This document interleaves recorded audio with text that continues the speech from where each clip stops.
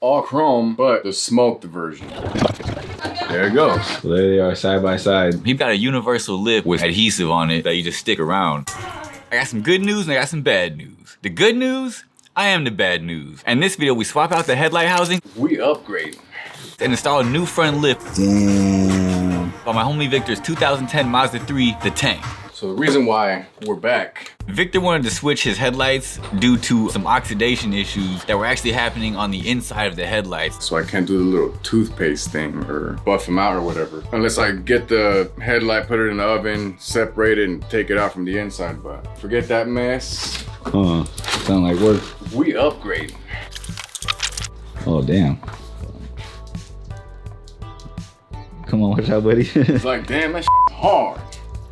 The headlights that were on his car were already aftermarket, but he wanted to change them out for something All chrome, but the smoked version. As far as the lip, it was really just a cosmetic choice, but there's more on that later. This one's gonna be a pretty quick update because this process is super easy. There's only a few bolts that hold everything together, but unfortunately you have to take off the bumper to get to those few bolts. Because the one is here for the light, but the other one's under here. So the process is a little bit involved, but it's really not that hard. These fasteners right here along the top. Really all you have to do is remove the trim piece on the top of the bumper that's covering up the other bolts. Boom. I really do use this bag. That video wasn't no bullshit. I really use this. And once you remove that, there's only a couple more clips and bolts on the sides in the wheel well. I think there's supposed to be like a couple back here, but I think we got just some tape. You remove the tape if applicable to your car. Your results may vary.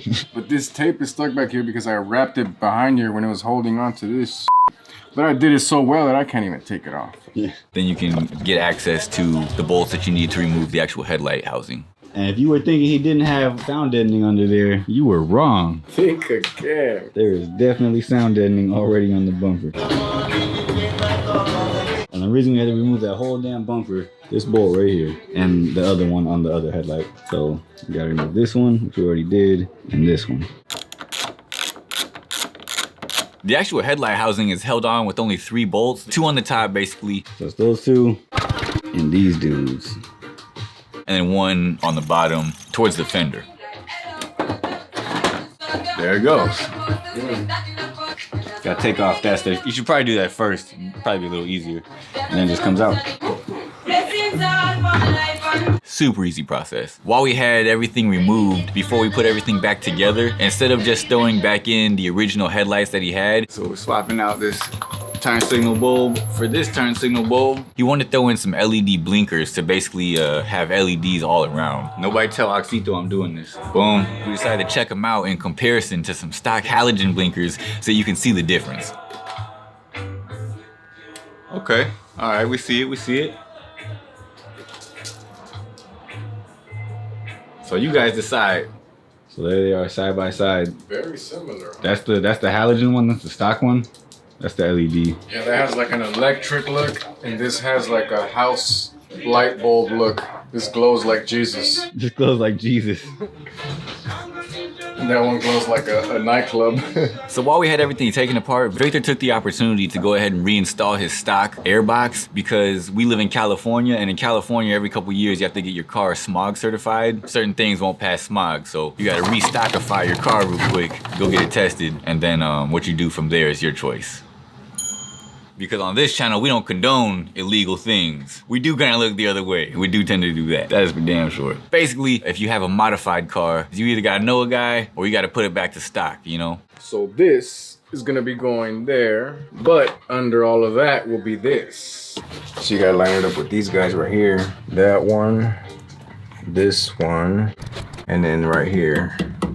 Real quick, if you're enjoying this content, this channel is normally about car audio, but I'm into pretty much anything custom cars or DIY maintenance and modification related. So there's a lot of that kind of stuff on this channel, and I'm adding a lot more in 2025. So if you're into that kind of stuff, I definitely recommend you subscribe to check out some more in the future. Once we put the bulbs back in, the reinstallation process for the new lights is pretty simple. It's the exact same as removing the old light, just in reverse order. And before you fully commit, you can go ahead and take your car for a cruise in battle mode, which is what we decided to do, just cause why not, you know?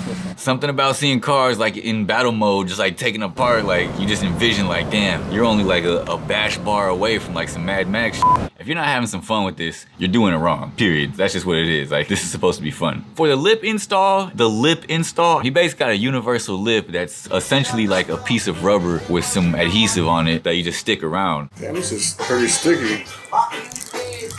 You don't even need these screws. And the adhesive works pretty good. It would probably be enough, but he just wanted that reassurance that like it wasn't gonna like fly out and fly into the car and just become some shrapnel on the freeway one day. So we used the massive screws that he brought. Look at the screws this dude is talking about. Because that's what we had available at the time. So trying to make sure that stays on forever. Kind of more of our style is just do what you can with what you got and make it work the rest of the way.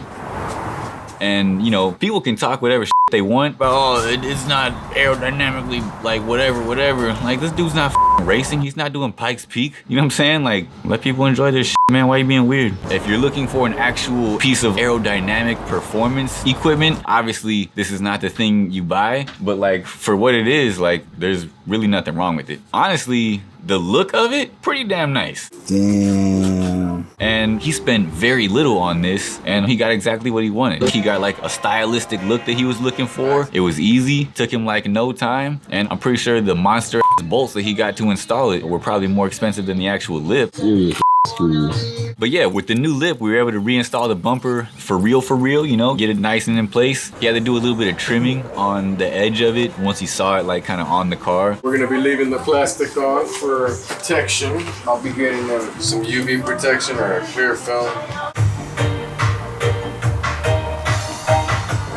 But anyway, that was Victor's headlight housing and universal lip install. If you like this kind of content and you want to see more videos with Victor's Mazda 3, I definitely recommend you check out this video where we sound deadened his floor and also wrapped his center console in like a leather type vinyl material. It came out pretty nice and he's still rocking it to this day. So yeah, check that one out because that's pretty much all I got for this one. So I'll say the bad news first.